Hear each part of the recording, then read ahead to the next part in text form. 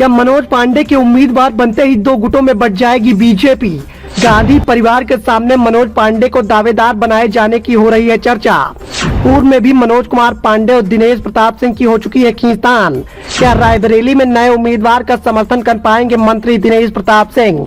लोकसभा चुनाव की सरगर्मियां काफी तेज हैं। उम्मीदवारों के नामों का ऐलान भी हो चुका है। बीजेपी के द्वारा उम्मीदवारों का ऐलान किया गया, लेकिन रायबरेली की सियासत को लेकर अभी भी बीजेपी हाईकमान ने सस्पेंस बरकरार रखा है। उम्मीदवारों की लंबी चौड़ी लिस्ट में रायबरेली लोकसभा सीट को लेकर अभी भी सस्पेंस बरकरार है। इस बात को लेकर लगातार चर्चाएं चल रही हैं कि रायबरेली लोकसभा सीट पर बीजेपी किसे उम्मीदवार बनाएगी। बीजेपी हाईकमान के दिग्गज नेताओं को भी इस बात का एहसास है कि गांधी परिवार के गढ़ में गांधी परिवार को हराना इतना आसान नहीं है, और इसी के चलते बीजेपी हाईकमान फूंक फूंक कर कदम रखता हुआ दिखाई दे रहा है। बीजेपी के द्वारा अभी तक रायबरेली लोकसभा सीट को लेकर उम्मीदवार के नाम का ऐलान नहीं किया गया है। हालांकि बीजेपी में कई दिग्गज नेताओं के नामों को लेकर चर्चाएं चल रही हैं, जिसमें सबसे बड़ा नाम ऊंचाहार के विधायक मनोज कुमार पांडे का है। मनोज कुमार पांडे के द्वारा समाजवादी पार्टी को बीते दिनों टाटा बाय बाय कहा गया था। समाजवादी पार्टी के पूर्व में मुख्य सचेतक रह चुके मनोज कुमार पांडे दिग्गज नेताओं में गिने जाते हैं। सिर्फ इतना ही नहीं, रायबरेली की सियासत में मनोज कुमार पांडे का दबदबा देखने को मिलता है। ऊंचाहार विधानसभा से जीत की हैट्रिक लगा चुके मनोज कुमार पांडे कई बार बीजेपी के दिग्गज नेताओं को अपने सियासी गढ़ में पस्त कर चुके हैं, और इसी के चलते बीजेपी हाईकमान मनोज कुमार पांडे को दावेदार बनाने पर विचार कर रहा है। बीजेपी हाईकमान की कोशिश है कि गांधी परिवार के सामने मनोज कुमार पांडे से बेहतर और कोई नहीं हो सकता, लेकिन बीजेपी हाईकमान इस बात को लेकर भी बेचैन दिखाई दे रहा है कि अगर मनोज कुमार पांडे का फैसला कुछ और होता है तो फिर किसे उम्मीदवार बनाया जाए। बीजेपी हाईकमान की कशमकश को देखकर लगातार चर्चाओं का बाजार गर्म है। जिले में इस बात को लेकर लगातार चर्चा हो रही है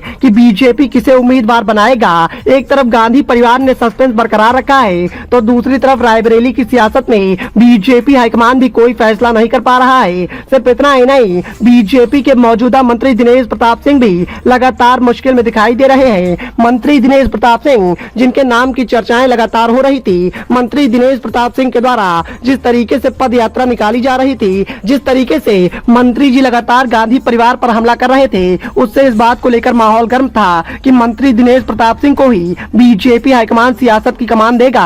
लेकिन मंत्री दिनेश प्रताप सिंह के एक पोस्ट और जिस तरीके की चर्चाएं इन दिनों चल रही हैं, राज्यसभा चुनाव में हुए उलटफेर के बाद एक बात तो साफ हो गई कि मंत्री दिनेश प्रताप सिंह को लोकसभा चुनाव में किसी भी कीमत पर टिकट नहीं मिलने वाला। ऐसे में मंत्री दिनेश प्रताप सिंह मायूस दिखाई दे रहे हैं। सिर्फ इतना ही नहीं, मंत्री दिनेश प्रताप सिंह के सामने मुश्किल इस बात को लेकर दिखाई दे रही है कि यदि मनोज कुमार पांडे को उम्मीदवार बनाकर बीजेपी हाईकमान के द्वारा रायबरेली की सरजमी से उतारा जाता है, तो फिर मंत्री दिनेश प्रताप सिंह क्या मनोज कुमार पांडे का समर्थन कर पाएंगे? क्योंकि मनोज कुमार पांडे और दिनेश प्रताप सिंह पहले भी आमने सामने आ चुके हैं। जिले में इस बात को लेकर भी चर्चा होती रही है कि इन दोनों नेताओं को सियासी दिग्गज माना जाता है। सिर्फ इतना ही नहीं, कई बार ये सियासी दिग्गज आमने सामने आ चुके हैं। कई बार इन दोनों नेताओं के बीच में खींचतान की खबरें भी निकलकर सामने आ चुकी हैं। ऐसे में लगातार इस बात को लेकर संशय बरकरार है कि क्या बीजेपी के मौजूदा मंत्री दिनेश प्रताप सिंह मनोज कुमार पांडे का समर्थन कर पाएंगे,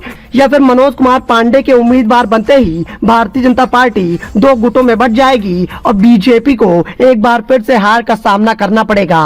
bureau report, the noise of India.